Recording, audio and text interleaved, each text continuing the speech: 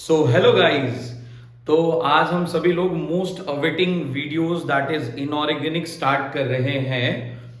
और इनऑर्गेनिक का सबसे पहला चैप्टर इज पीरियोडिक टेबल। तो देखते हैं और बिल्कुल मजे से इनऑर्गेनिक अब कंटिन्यू करेंगे। इस चैप्टर के बाद केमिकल बॉन्डिंग एंड सारे ब्लॉक्स पढ़ने वाले हम लोग।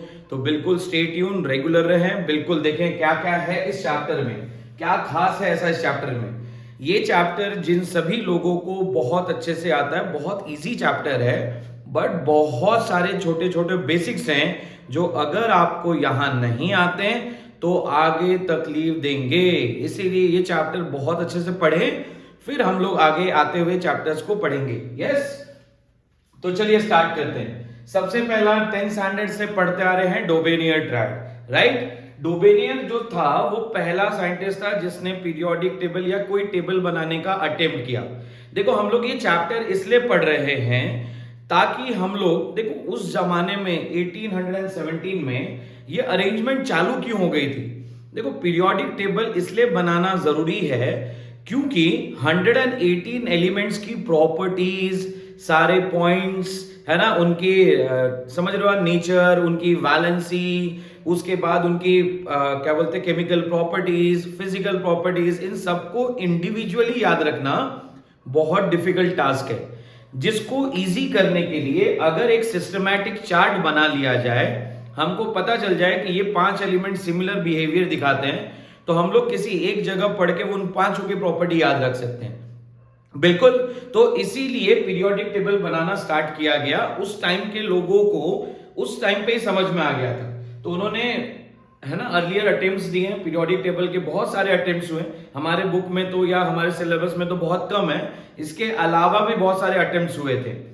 देखो सबसे पहला अटेम्प्ट जो हमारे सिलेबस में दिया है वो है डोबेनियर ट्रायड। इसने क्या किया, इसके पास जितने भी नोन एलिमेंट्स थे उस टाइम पे, इसने उन सभी के सिमिलर एलिमेंट, मतलब सिमिलर केमिकल प्रॉपर्टी वाले एलिमेंट के ग्रुप्स बनाए, जिसको उसने तीन तीन का ग्रुप बनाया, 3 एलिमेंट का एक ग्रुप बनाया, जिसको उसने क्या कहा, ट्रायड। बिल्कुल, और ट्रायड बनाने के बाद उसने एक बात नोटिस की कि उसके ट्रायड्स में खास बात है कि atomic mass of middle element was रफली equal to the average of atomic mass of other 2 element. इन दोनों एलिमेंट के एटॉमिक मास का average was roughly equal to the atomic mass of middle element। अब रफली बोला है, एग्जैक्टली बोला है, ऐसा नहीं है। तो समझो यहां पे मैं क्या बता रहा हूं, अगर ऐसा है तो एवरेज अगर हम लोग निकालें, एवरेज निकाल के चेक कर लेते हैं। कैसे निकालोगे, इन दोनों एटॉम के atomic masses that is 35.5 plus of 127 divided by, 2 number add किए इसलिए डिवाइडेड बाय 2, सॉल्व करो आप, इसका वैल्यू 81 पॉइंट समथिंग आएगा। यस, अगर ऐसा है तो आप देखो 81 पॉइंट समथिंग और यहां पे कितना दिया हुआ है 80। इसका मतलब बिल्कुल सही है, इसका मतलब ऐसा है कि इट इज रफली equal to the average atomic mass of the middle element. तो मिडल एलिमेंट के एटॉमिक मास के लगभग बराबर आ रहा था।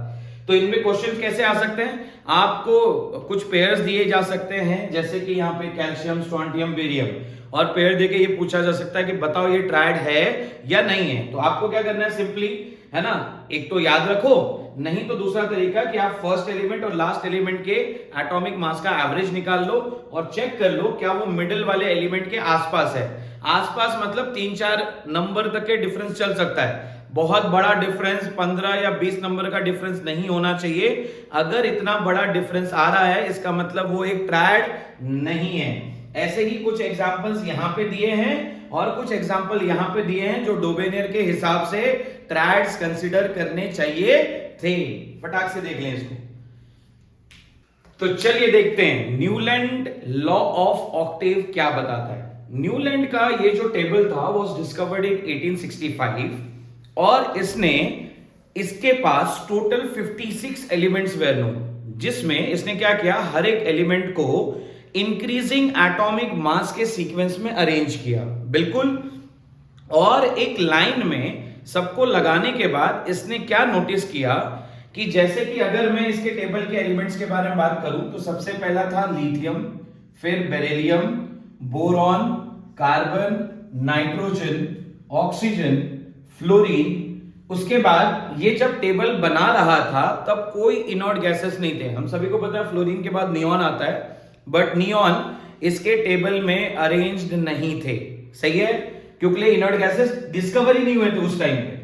तो फ्लोरीन के बाद फिर इसके हिसाब से क्या आना चाहिए, सोडियम। नियॉन के बाद वाला एलिमेंट इज सोडियम।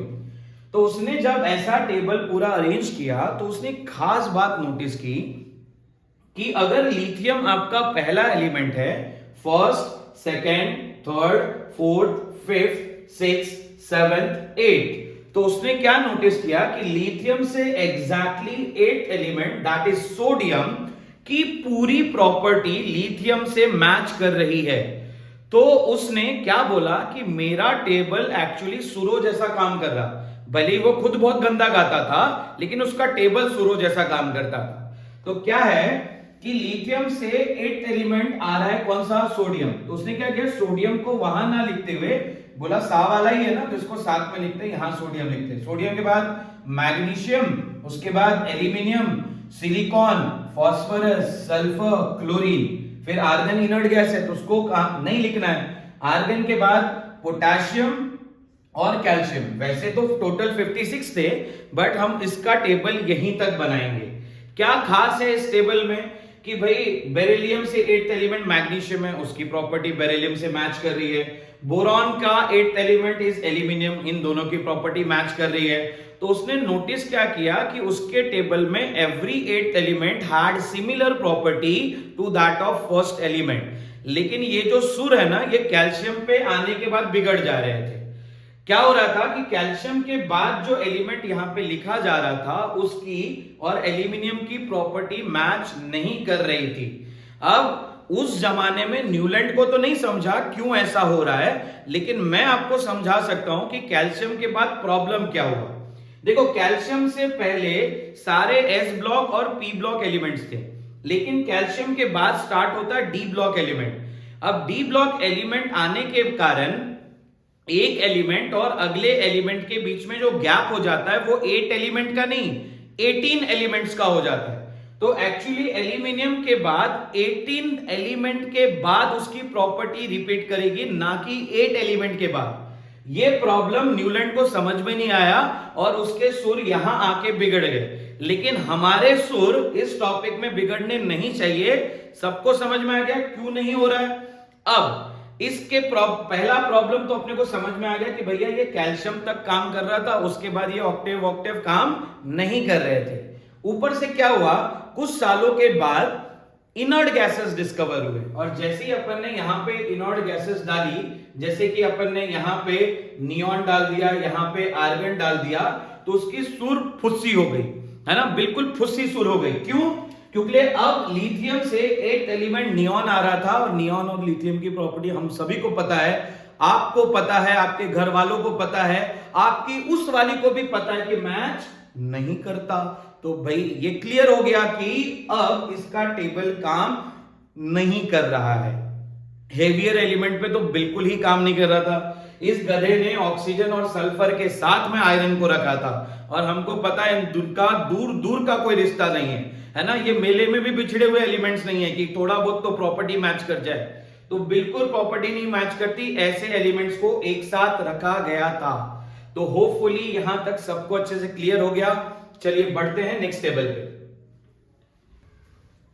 तो अब आता है लोथरमेयर, है ना बेटा। ये डायग्राम देख के सांप सीढ़ी मत समझियो, है ना। ये पीरियोडिक टेबल लोथरमेयर का क्या कह रहा था, लोथरमेयर समझो। इसने बहुत अच्छा टेबल बनाया था, है ना, जैसे कि आपको दिख रहा है, क्या बढ़िया टेबल है। सही है।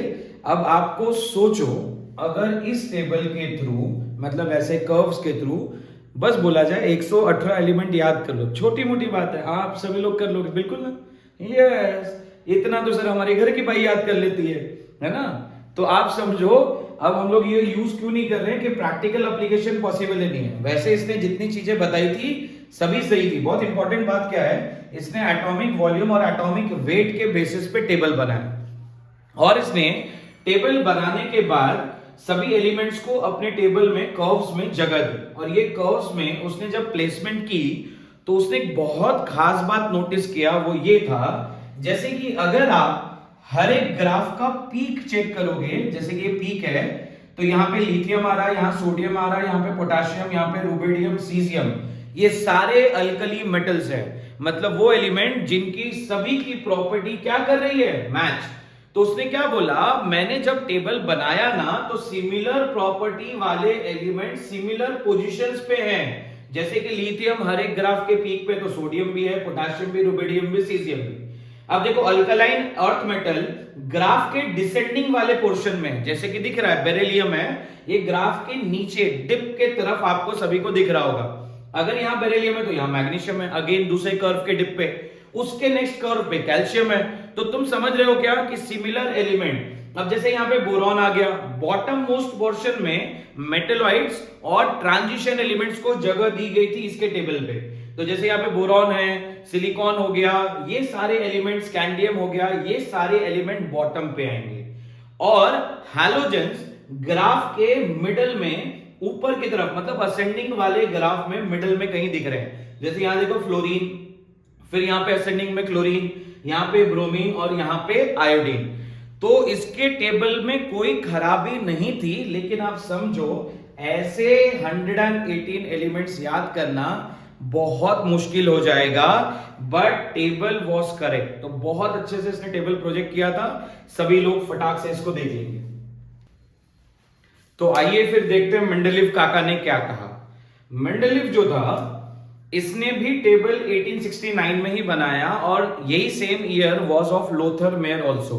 और मैं आपको बता दूं, Lothar Meyer was the first scientist जिसने बताया था, जो कि यहां पे इसका लॉ है, the physical and chemical properties of element are the periodic function of their atomic weight. ये बताने वाला मेंडलीव नहीं था, ये बताने वाला लोथर मेयर था, और इस टर्म को यूज करते हुए मेंडलीव ने भी अपना टेबल बनाया। मेंडलीव बहुत अच्छा साइंटिस्ट था, अगर कंपेयर टू न्यूलैंड किया जाए ना, न्यूलैंड जो था वो थोड़ा घमंडी टाइप का साइंटिस्ट नहीं बोल सकते, वैसे टाइप का साइंटिस्ट था। प्रॉब्लम क्या थी उसके साथ, न्यूलैंड के साथ, कि उसने क्या बोला, मेरे टेबल में 56 एलिमेंट है, इसके बाद कोई नया एलिमेंट डिस्कवर वगैरह नहीं होने वाला है ना। उसके बाद जब डिस्कवर हुआ तो उसने पूरा अपना टेबल डिस्टर्ब किया था, उसने एक एक बॉक्सेस में दो दो एलिमेंट्स रखे थे, ताकि उसको नए एलिमेंट्स को फिट करने के लिए जगह मिल जाए। But Mendeleev was an smart scientist, इसने अपना टेबल बनाते वक्त ही कुछ बहुत बेसिक सी चीजों पे ध्यान दिया, जिसमें से एक बेसिक चीज क्या है मैं आपको समझाता हूं। इसने क्या बोला कि एक्चुअली में ये जो टेबल बन रहा है ना, ये सिर्फ एटॉमिक वेट के बेसिस पे नहीं बनना चाहिए, केमिकल प्रॉपर्टीज भी होनी चाहिए। तो उसने क्या किया, हर एक एलिमेंट की केमिकल प्रॉपर्टी निकालने के लिए हाइड्रोजन एंड ऑक्सीजन के साथ उन सारे एलिमेंट्स को रिएक्ट किया। और जैसे मान के चलो कि सोडियम है ना, अगर ऑक्सीजन के साथ रिएक्ट कर रहा है और Na2O बना रहा है, और मैग्नीशियम MgO बना रहा है, ठीक है, और कैल्शियम CaO बना रहा है, तो उसका क्या कहना था कि अगर ये 2:1 का रेशियो है और ये 1:1 का रेशियो, ये 1:1 का रेशियो, इसका मतलब इनकी प्रॉपर्टी सेम है और इसकी प्रॉपर्टी अलग है। तो इस तरीके से उसने हर एक एलिमेंट को ऑक्सीजन और हाइड्रोजन के साथ रिएक्ट किया।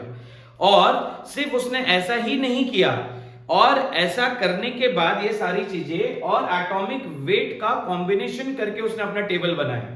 बिल्कुल उसके टाइम पे जो total number of elements present थे वो थे 63 एलिमेंट्स।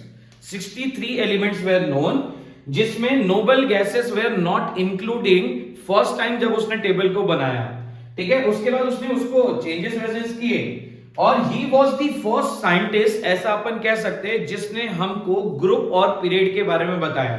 उसने पहली बार हॉरिजॉन्टल रोज है ना, वर्टिकल कॉलम्स में चीजों को अरेंज किया। हम सभी को पता है हॉरिजॉन्टल रोज को बाद में जाके क्या नाम दिया गया, इनको कहा गया पीरियड्स, करेक्ट, और वर्टिकल कॉलम्स को कहा गया ग्रुप्स। तो हमको ये बात याद रखनी है। इसके टेबल में टोटल 7 पीरियड और 8 ग्रुप्स वेयर देयर, और एक ग्रुप में जितने भी एलिमेंट थे वो सारे एलिमेंट की प्रॉपर्टी एक दूसरे से मैच करती थी। ये बहुत खास बात था उसके टेबल पे। तो ये एक पॉइंट है और ये एक पॉइंट है। इसके टेबल में सिर्फ इतना ही आसान नहीं कि 8 ग्रुप्स वेयर देयर, इसने अपने ग्रुप्स को ना रोमन नंबर्स में नेमिंग दी थी। जैसे ये फर्स्ट, फिर ये सेकंड, फिर ये थर्ड, है ना, फिर फोर्थ, देखो यहाँ पे कुछ खास है, और यही बेसिस उठाया गया to make the modern periodic table also, है ना। ये फिफ्थ, है ना, उसके बाद यहाँ पे सिक्स, फिर यहाँ पे सेवेंथ, और लास्ट में आता है एट। एट थोड़ा बाकियों से अलग है। इसने क्या किया, भले ही 8 ग्रुप बनाए, लेकिन इनके हर एक ग्रुप में 2 पार्ट्स बनाए उसने, ए एंड बी। ऐसा कहां तक बनाया, 7 तक के, मतलब 7th ग्रुप तक के आप हर एक ग्रुप में 2 पार्ट्स देखोगे, ए एंड बी। ए वाले में different elements were there, B वाले पार्ट में डिफरेंट एलिमेंट्स वेर देयर। ऐसा ही सेकंड में भी ए बी, है ना, फिफ्थ में भी ए बी, सिक्स्थ में भी ए बी, सेवेंथ में भी ए बी। लेकिन 8th वाला जो इसका ग्रुप था, एक्चुअली में इसमें टोटल 3 वर्टिकल कॉलम्स, सब कॉलम्स वेर देयर, जिनको उसने ए बी सी का, समझ में आया। तो यहां पे ए बी थे, लेकिन वहां पे ए बी नहीं, वहां पे ए बी सी, मतलब उसने उस पर्टिकुलर ग्रुप को 3 पार्ट्स में डिवाइड किया था, और इस तरीके से उसका टेबल पूरा बनाया था। आपने मेंडलीव का टेबल देखा होगा ना, तो एक ही बॉक्स में उसने यहां पे एक एलिमेंट, यहां एक एलिमेंट, ऐसे करके प्लेस किया है। तो अगर आपके मन में वो क्वेश्चन होगा कि क्यों ऐसा है, तो उसका रीजन ये है कि हर एक ग्रुप एक्चुअली में 2 पार्ट्स में डिवाइडेड है, टिल 7th, 8th वाला 3 पार्ट में डिवाइडेड है। सो गाइस, देखते हैं अब मेंडलीव के टेबल में क्या एडवांटेजेस, या जिसको हम लोग मेरिट कहते हैं, वो है। बहुत अच्छा टेबल था, बहुत अच्छा साइंटिस्ट था। इसने क्या किया, मेंडलीव के पीरियोडिक टेबल में मेरिट्स में सबसे पहले स्टडी ऑफ एलिमेंट्स, इसने स्टडी ऑफ एलिमेंट को इतना आसान कर दिया, सेम ग्रुप में सेम टाइप की प्रॉपर्टी वाले एलिमेंट को रख के, कि सभी के लिए एलिमेंट स्टडी करना सबसे आसान हो गया। अब तुम एक बात और नोटिस करो, इससे पहले और अपन ने 3 टेबल पढ़े, ये चौथा टेबल था, लेकिन इससे पहले किसी भी टेबल में पीरियोडिक टेबल ये वर्ड यूज नहीं किया था। इस बार पहली बार अगर आप नोटिस करोगे कि टेबल में पीरियोडिक टेबल ये वर्ड यूज किया गया है। द रीजन इज, ये एक लौता पहला एलिमेंट या पहला टेबल था जो बहुत सारे लोगों ने यूज किया। डोबेर्नर ने बनाया, डोबेर्नर ने यूज किया, न्यूलैंड ने बनाया, न्यूलैंड ने यूज किया, लोथरमेयर ने बनाया, लोथरमेयर ने यूज किया, लेकिन मेंडलीव का टेबल और भी साइंटिस्टों ने यूज किया। इसका मतलब ये सच में बहुत अच्छा था। स्टडी ऑफ एलिमेंट सबसे आसान कर दिया ग्रुप और पीरियड बना के, ये पॉइंट। इसने कुछ एलिमेंट्स प्रिडिक्ट किए थे, उसने बोला था कि फ्यूचर में, और अपने टेबल में उसने कुछ खाली जगहें रखी थी, बोला था कि फ्यूचर में एलिमेंट डिस्कवर होंगे, और वो फ्यूचर वाले जो एलिमेंट है जो डिस्कवर होंगे, उसने उनको प्रिडिक्ट किया। ए का सिलिकॉन, ए का एल्यूमिनियम, ए का बोरॉन, ए का मैग्नीज, उनकी खाली जगह छोड़ी। उसने प्रिडिक्ट किया कि उनका एटॉमिक, है ना, जो वेट होगा वो इतना होगा, उनकी वैलेंसी इतनी होगी, ये ऑक्सीजन के साथ कंबाइन करेंगे तो इतना रेशियो दिखाएंगे, डेंसिटी इतनी होगी, और उसके 99% प्रेडिक्शन सही आए। और बहुत सारे लोगों को पता नहीं है कि ये एका सिलिकॉन क्यों कहा जा रहा है। सर सिलिकॉन उसके टेबल में था, तो फिर ये एका सिलिकॉन क्यों? यहाँ पे ये एका वर्ड जो है संस्कृत का लेटर है, जिसका मतलब होता है क्या? पहला तो नंबर 1 को रिप्रेजेंट करता है, दूसरी चीज ये सेम वर्ड को भी रिप्रेजेंट करता है। इसका कहना था एका सिलिकॉन, कहने का मतलब क्या है मेंडलीव का पता है? उसका कहना था कि यहां पे एक ऐसा एलिमेंट डिस्कवर होगा जिसकी प्रॉपर्टी सेम होगी टू सिलिकॉन, मतलब सेम प्रॉपर्टी ऑफ सिलिकॉन वाला एलिमेंट डिस्कवर होगा, इसलिए उसने उस बॉक्स में एका सिलिकॉन लिखा था। तो एका एल्यूमिनियम का मतलब क्या? वो बॉक्स में ऐसा एलिमेंट डिस्कवर होगा जिसकी प्रॉपर्टी एल्यूमिनियम से मैच करेगी, और एका बोरॉन सबको समझ में आ गया क्या है। फ्यूचर में ये एलिमेंट डिस्कवर हुए, और ये एलिमेंट कुछ एका सिलिकॉन जर्मेनियम के नाम से डिस्कवर हुआ, एका एल्यूमिनियम गैलियम के नाम से डिस्कवर हुआ, एका बोरॉन स्कैंडियम के नाम से, और एका मैग्नीज टिक्टानियम के नाम से डिस्कवर हुए। और उसने जो प्रेडिक्ट किया था ना कि इनके एटॉमिक मास, एटॉमिक वेट इतने इतने आएंगे, लगभग उतने ही आए थे। अब ये आपको कभी काल कंफ्यूज करता, आपको याद नहीं रहता कि भाई एका सिलिकॉन को जर्मेनियम कहते हैं या एका एल्यूमिनियम को गैलियम कहते हैं, कंफ्यूजन होती है। तो इसको याद करने का एक शॉर्ट ट्रिक है, सभी लोग बहुत अच्छे से ध्यान देंगे। देखो पहले 2 वर्ड्स जो सबके यहाँ पे लेटर्स के यहाँ पे उठाओ, ठीक है, जैसे कि यहाँ पे उठाया अपन ने, है ना, और इसको समझते हैं। देखो कैसे, सीता गीता से अलग, सीता गीता से अलग, बीएससी, बीएससी नहीं, एमटीसी कर रही है। कैसे कैसे कैसे? सीता गीता से अलग बीएससी नहीं एमटीसी कर रही है, जिससे आपको ये पेयर्स हमेशा के लिए याद हो जाएंगे। तो प्लीज ऐसे छोटे छोटे ट्रिक्स यूज करें और आगे बढ़े, ठीक है। अब नेक्स्ट, इसने अपने टेबल में, देखो जनरली लोग अपनी गलतियां नहीं मानते, बट मेंडलीव ऐसा साइंटिस्ट था जिसने अपने टेबल में कुछ करेक्शंस किए, माना कि भाई मेरे से कुछ गलतियां हो गई है, मैं उसको करेक्ट करता हूं। उसने कुछ एलिमेंट्स के क्या किए, जो एटॉमिक मासेस है ना, वो उसने पहले प्रिडिक्ट किया कुछ और बाद में उसने उसको करेक्ट किया। उसने पहले एक्चुअली गलत निकाला था एटॉमिक वेट। अब तुम्हारे मन में होगा सर पुराने जमाने में एटॉमिक वेट कैसे निकालते थे? तो एटॉमिक वेट निकालने का तरीका था कि आप वैलेंसी इनटू इक्विवेलेंट वेट करते थे। अब अगर मैंने पूछा कि व्हाट इज वैलेंसी और इक्विवेलेंट वेट, तो वो कोई दिक्कत नहीं। सबसे करेक्शन क्या किसमें किया था उसने? बेरिलियम में। एक्चुअली उसने ना फर्स्ट टाइम जब बेरिलियम का एटॉमिक मास निकाला, तो उसने गलती से बेरिलियम को ट्राइवैलेंट, मतलब उसकी वैलेंसी कितनी ले ली? उसकी वैलेंसी 3 कंसीडर की, और equivalent of weight of beryllium is 4.5, तो आंसर उसका आ रहा था 13.5। बिल्कुल। लेकिन बाद में उसने कुछ स्टडीज के बाद उसको पता चला नहीं यार मैंने तो गलत कर डाला है। एक्चुअली में बेरिलियम का सही वाला क्या है कि उसकी valency is divalent it is, तो उसकी वैलेंसी 2 है, तो 2 इंटू 4.5 आंसर कितना आना चाहिए? 4.5 आंसर कितना आना चाहिए? 9। यस, तो उसने अपने इस पर्टिकुलर करेक्शन किए। ऐसे ही उसने यूरेनियम में, बेरिलियम में, इंडियम में, गोल्ड में और प्लैटिनम में करेक्शंस किए थे, और उसने इन एलिमेंट्स को करेक्ट करके उनकी सही पोजीशन दी थी इन दी पीरियोडिक टेबल, और ये मेंडलीव को बहुत खास बनाता था। तो चलिए बिल्कुल लास्ट है demerit of Mendeleev's periodic table. सबसे पहला सरदर्द जो उसका कभी खत्म नहीं हुआ वो था पोजीशन ऑफ हाइड्रोजन। वो डिसाइड ही नहीं कर पाया कि हाइड्रोजन को किधर रखना, क्योंकि इसकी कुछ प्रॉपर्टी मैच कर रही थी विथ हैलोजन और कुछ प्रॉपर्टी मैच कर रही थी विथ अल्कली मेटल। तो he was not able to decide, उसको समझ में नहीं आया किधर रखने का, तो उसने इसको उठा के गांव के बाहर रख दिया। बोला मैं इसके पीछे सर लगाने वाला नहीं हूं, उठा के बाहर रख दिया। फिर जैसे ये वाली सरदर्द थोड़ी कम हुई, आइसोटोप नया सरदर्द आया। देखो अगर इसका टेबल समझते हैं, इसका टेबल अगर एटॉमिक वेट के बेसिस पे है, जैसे कि मान के चलो मैंने एटॉमिक वेट 16 के लिए ये बॉक्स असाइन किया है। अब ऑक्सीजन आप सभी को पता है, ऑक्सीजन का एटॉमिक नंबर 8 होता है, मास 16 होता है। ऑक्सीजन के 3 आइसोटोप होते हैं, एक 17 वाला, एक 16 वाला और एक 18 वाला। बिल्कुल। अब अगर इन सभी का एटॉमिक वेट एक दूसरे से अलग है, तो मेंडलीव को इन तीनों के लिए अलग अलग बॉक्स बनाना चाहिए। क्योंकि लिए यहां पे सिर्फ यही वाला ऑक्सीजन डाला जा सकता है, क्योंकि ये बॉक्स एटॉमिक वेट 16 के लिए, 17 के लिए नहीं है। तो इस वाले ऑक्सीजन के लिए अलग बॉक्स होना चाहिए था और इस वाले ऑक्सीजन के लिए अलग बॉक्स होना चाहिए था, बट ऐसा नहीं था। उस टाइम पे आइसोटोप का कंसेप्ट ही नहीं था, और मेंडलीव के कभी दिमाग में ऐसा आया भी नहीं कि आइसोटोप नाम की कोई चीज बाद में जाके डिस्कवर होगी। तो उसने इन्हीं एलिमेंट्स को, मतलब वो ऐसे कोई बॉक्सेस बना के ही नहीं रखे। अच्छा, ये वाला प्रॉब्लम ना मॉडर्न पीरियोडिक टेबल में सॉल्व हो गया। कैसे सर?